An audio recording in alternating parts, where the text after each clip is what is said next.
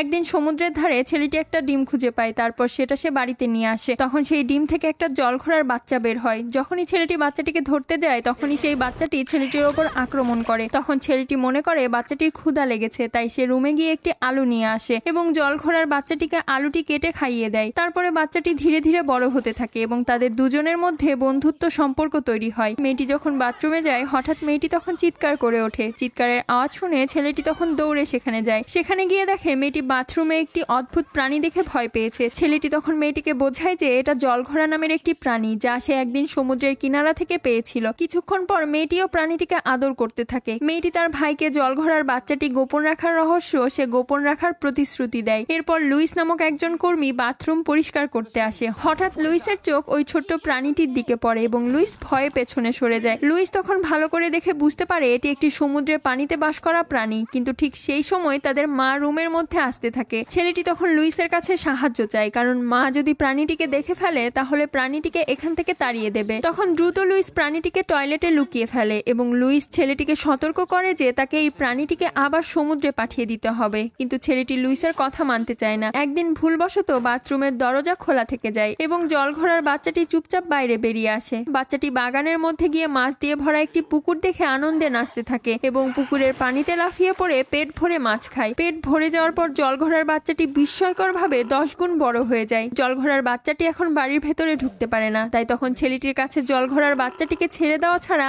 আর কোনো রাস্তা থাকে না। তখন লুইসের কথা মেনে জলঘোড়ার বাচ্চাটিকে সমুদ্রে ছেড়ে দেওয়ার কথা ভাবে। জলঘোড়ার বাচ্চাটিকে সমুদ্রে নামিয়ে দেওয়ার সময় প্রাণীটি তখন বারবার ছেলেটির দিকে তাকিয়ে থাকে। জলঘোড়ার বাচ্চাটির একেবারেই চলে যাওয়ার ইচ্ছা ছিল না। পরের পার্টটি দেখার জন্য প্লিজ সাবস্ক্রাইব।